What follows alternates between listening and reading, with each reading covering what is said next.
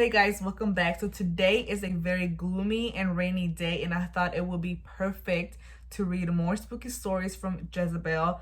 So go ahead and get comfy and let's get right into this video. Alright guys, so the first one is called Old Gray Thing by Chief Queef. And it says, I've got one I call Old Gray Thing that I always forget to post. It was a paranormal encounter, but I'm still not sure what exactly it was. And I've always been curious if anyone else has seen one too.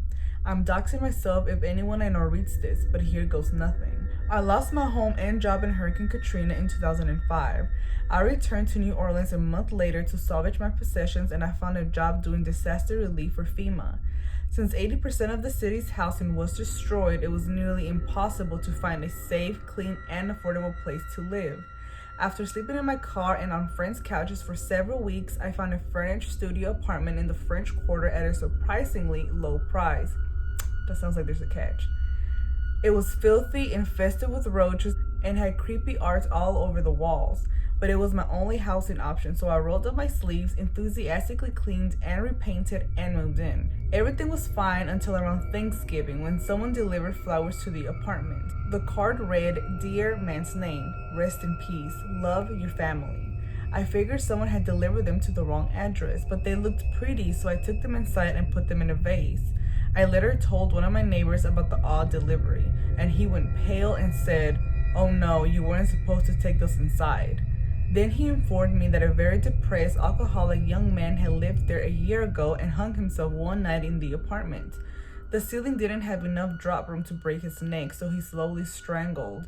That is horrible. The neighbors heard him choking and kicking the wall in agony and eventually broke down the door and called 911, but it was too late. His windpipe was crushed and he died in the apartment. After that, the new tenants complained of paranormal activity, and no one stayed more than a month or two. They all broke lease and left abruptly, usually leaving all their possessions behind, which is why I got it cheap and furnished. His parents believed his spirit was still there and regularly delivered flowers or gifts to the home, but the neighbors had agreed to never take them inside since it seemed to make the activity worse. Would have been nice to get the memo, but okay.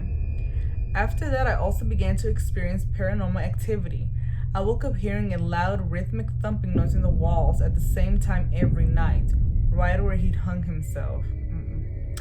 All flowers and plants withered and died within a few hours of bringing them inside the apartment. Objects would move on their own, and anything I hung on the walls would somehow unscrew itself and crash to the floor. Some nights, the bead curtain between the kitchen and the main room would move on its own, like someone was walking through. It was creepy, but I decided to endure it since I had nowhere else to live. I'm superstitious, but I'm also a pragmatist, and I felt sorry for the young man who died a horrible, lonely death and whose spirit was now trapped within the walls. I often speak out loud to him, read the notes his family sent to the house, and basically tried to befriend him. The neighbors told me he probably enjoyed having a friendly young woman his own age around. I even created a small altar for him with objects I thought would bring him comfort. This all turned out to be a big mistake. The bizarre activity continued to escalate over months, and I became more and more depressed. It wasn't just the apartment. I was working long hours, the city was beyond fucked up, and my disaster relief job was traumatic. Everything culminated in a visit from an old friend, a self-described skeptic and atheist, in the spring of 2006. After one night in my apartment, he moved into a hotel and said, "You shouldn't stay in that place anymore. There's something bad there." A few days later, I was assigned to a nursing home to help the residents process their disaster relief applications.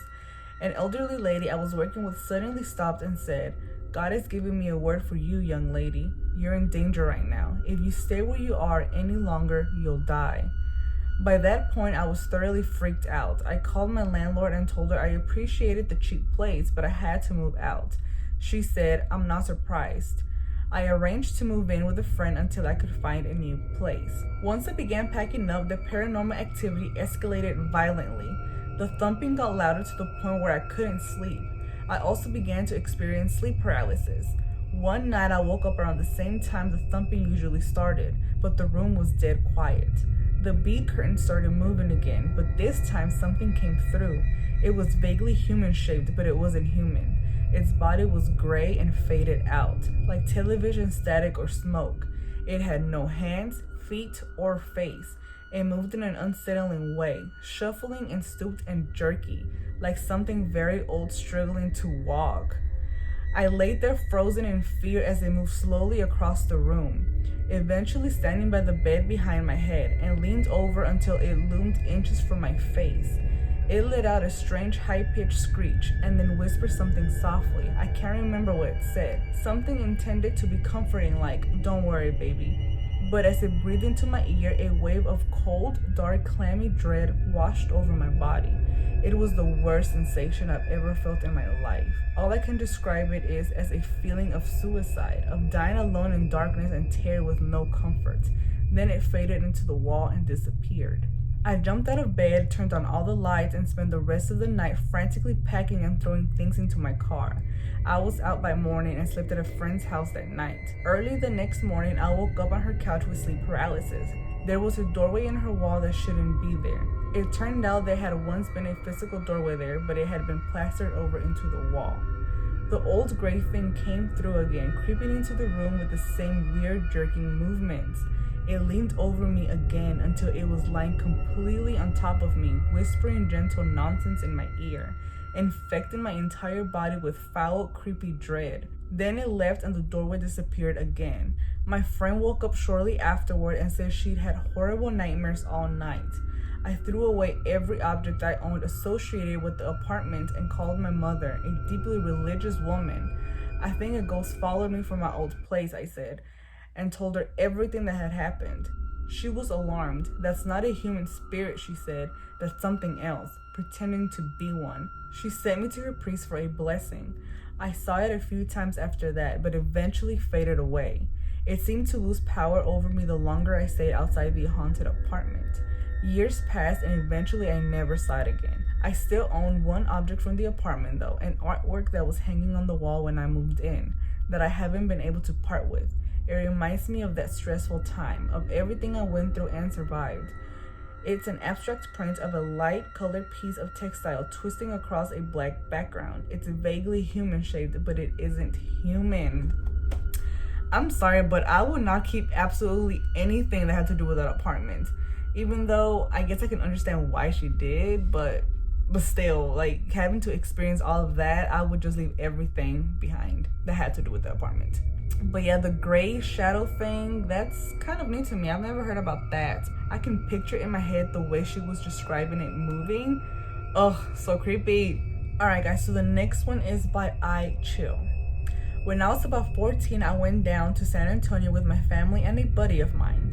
We were staying at a hotel that was right next to Six Flags Fiesta, Texas. Since we were staying at the hotel, they gave us free tickets and early access to the park, which was awesome.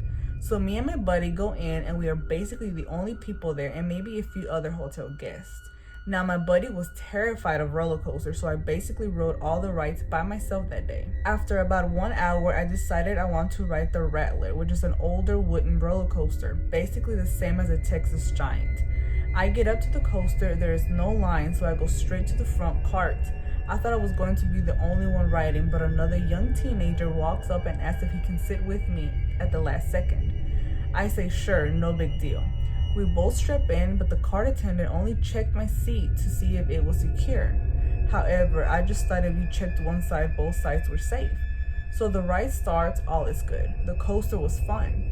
When the ride stops, me and the teenager get off the ride and I tell him take it easy, and he does the same. I walk out of the ride in front of the other passenger towards the little area where it shows you the picture it took when it was going down the big fall. I walk up to the screen to wait for my picture. Since it was early, no one was working the counter to buy the pictures, but they still showed up on the TVs. Like I said, it was only me on the ride before the other teenager got in on the last second. When the picture finally showed up, I about peed my pants. It was just me in the picture. No one was sitting next to me. It was an empty chair. There wasn't a glare, there wasn't anything that would have obscured the teen sitting next to me. I ran back up to the top of the ride to ask the cart attendant, but I guess they had switched shifts or something because it was not the same person. I looked all over for the kid around the ride and throughout the park for the rest of the day and never saw him again. One of the craziest things that ever happened to me. I will forever believe in ghosts because of it. I wish I could have bought the picture at the time. Even in the years afterwards, I have researched to see if there were any accidents on that ride or if there have been any weird deaths before the park was built. I have found no information on the kid I rode with or any accidents there. Still gets me thinking about seeing the picture that was taken. Just imagine. I wonder if it was someone that passed away while riding the ride, since you hear about so many fatal accidents on roller coasters. Yeah, that is very creepy. But at least it wasn't like a bad ghost or anything, right? I mean, it wasn't like a bad experience, but definitely really, really creepy. Alright guys, so the next story is called Underneath the Floorboards by Kristen. In the summer of 2006, I subletted a house in the east end of Toronto. The houses in this area were about a century old and many had been since turned into duplexes. I was in college at the time and most of my friends went home for the summer. I became close friends with my neighbor, we'll call her Donna to protect her identity, and we quickly started a daily ritual of coffee on my front porch in the morning. Donna rented the basement and first floor of the house across the street from mine. One morning, she came by and seemed extra tired. Donna owned two eerily identical tuxedo cats, and that night they both woke up around 3 a.m. and started to meow. The meowing was so loud and constant that it woke her up. She looked around her first floor bedroom and found them both in the corner staring up at the ceiling while scratching the walls. She thought it was weird, but assumed the cats probably heard a mouse in the walls, something not uncommon for these old houses. Unfortunately, the cats began doing this nightly. Every morning for the next few weeks, she would tell me about her sleepless nights with her twin cats. At one point, she locked them out of the bedroom, only to wake up and find them back in the same spot. Every night, they managed to open the door and get in. One morning, she came by and seemed really shaken. I asked her what happened, and she told me she had a really weird and realistic dream that night. In her dream, she woke up and saw a woman standing at the end of the bed. The woman's clothes weren't modern, something from at least 60 years ago. The woman was trying to talk to Donna, but when she opened her mouth, all that came out was white noise. Donna tells the woman that she doesn't understand. The woman then points to herself and rocks her arms back and forth. She licks her index finger and moves her finger from right to left. Donna still doesn't know what she means and asks her again, but then she wakes up. She had that dream several times that summer, and each time the woman made the same hand movements right before Donna woke up. It became a major talking point for us for months. We were endlessly trying to figure out what that dream meant. Flash forward to the summer of 2007, and Donna and I are now roommates in a different part of the city. One morning, I'm having my coffee, reading the news online, and I come across an article, and I will put that up on the screen. Renovator uncovers mummified infant. I click on the article and it says a man who was renovating a house in the east end of Toronto found a mummified infant wrapped in a newspaper from 1925. The child was hidden below the floorboards on the second story of this house. When I scroll down, I see a picture of Donna's old house. I yell down the hall at Donna to come see this. She looks at the article and her face goes white. We didn't have to say anything to each other. We both knew. This was Donna's house. The baby was found in the floorboards right above Donna's bedroom, and the woman was telling her, "My baby is wrapped in newspaper." Oh my god, I would be so relieved I was not living there anymore. That's so sad that the woman was trying to tell her about the baby the whole time. That is really sad, actually. Alright, so now for the last story. This one is called Don't Tell Grandma by Queen of the Andals. In the summer of 2008, my now husband Adam and I got engaged. Our relationship had been a bit of a whirlwind, and in the week following our engagement, we went on a mini break with his extended family, who had come over from the States to the UK to stay in a big Airbnb type property, a period farmhouse in the Yorkshire Dales. The property was out of the middle of nowhere, miles from the nearest town, and they had great big dormitory type bedrooms. When we arrived, my father-in-law joked that he had already hidden the guest book from Grandma, because the last few reviews had mentioned strange going-ons and the shadow of a woman in the corner of the master bedroom. We were assigned a huge room to ourselves, which must have had about 8 single beds in it. As I mentioned, we were newly engaged, and there was no way we were sleeping in separate beds. We pushed 2 single beds together, creating a mega bed at the top end of the room. Despite our earlier enthusiasm for the new love nest, my husband went to bed early that night. He had been complaining of feeling unwell and was tired from the drive. He doesn't sleep well and suffers from extreme night terrors. I frequently wake in the night to him flailing and panicking about a nightmare he's having or something he's convinced he's seen in the room. These episodes can be terrifying for me. Abruptly awoken from a deep sleep to desperately calm down a tremendously strong man who won't be reasoned with until he's wide awake himself. When I got into bed later, I just knew this would be one of those nights. I had a sinking feeling that with him being unwell and in a strange new place, he'd have sleep disturbances. I sometimes trigger these terrors by getting into bed when he's already asleep, but the bed we had created was so large that I didn't even touch him. In fact, I couldn't even feel him near me. At 2 a.m., I was woken up. As I mentioned, we were out in the middle of nowhere, but we left a curtain open at the other end of the room, and moonlight was flooding the bedroom. As my eyes adjusted, I saw that Adam was sitting at the corner of the bed on the side furthest from me. At the time, he had very long brown hair, just like me. People would often joke that we looked the same from behind with our matching hairstyles. He was sat with his head in his hands, leaning forward, his long hair covering his face. He was wearing a white t-shirt, which isn't usually what he wears to sleep, but I hadn't been there when he got ready for bed. I wasn't sure if he was sleepwalking or if he was genuinely awake and was having trouble sleeping, so I waited for a while to see if he was going to start sleep-talking nonsense. After watching him for a couple of minutes, I decided he must be awake.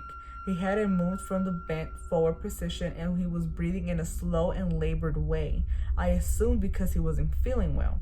What happened next terrified me so much that I froze in the bed. I was about to ask him, "Are you okay?" Then something else in the bed moved next to me. I looked at Adam at the bottom of the bed to see if he'd moved the covers or something, but he was just sitting there, still and silent. Adam's voice then spoke, but his voice didn't come from the end of the bed. It came from right alongside me. "Emma, why are you sitting at the end of the bed?" Instinctively, I reached out to grab whoever was in the bed next to me, and I immediately found Adam's arm. "I'm here," I shouted to him frantically. He leaned over and turned the bedside light on, and sure enough, we were both still in bed. I looked to the end of the bed, and the figure that I thought was Adam had disappeared. He had been watching the figure too, and was convinced it was me, with my long brown hair across my face and wearing a white night tie. Inexplicably, we both managed to fall back to sleep, and in the morning we talked through what we'd both seen. This hadn't been a dream or one of Adam's episodes. We'd both watched the figure that we thought was each other. We slept with the bedside light on for the rest of the week and were forbidden from telling Grandma, who each morning would complain of sensing a presence in her room. When the hidden guest book was returned to the rightful place, I flicked through the mentions of a ghost. Sure enough, the ghost was described as a large figure wearing white with long dark hair. We didn't return. I guess that's just one of those things that you kind of have to risk with staying at somebody else's home when you get an Airbnb. Luckily, that was the only thing that happened since they stayed there for a whole week. But yeah, no. Alright, you guys, so these are all the stories for today. I really hope that you enjoyed them. I definitely did. They were really creepy. Thank you so much for watching, and I will see you guys on the next video. Bye.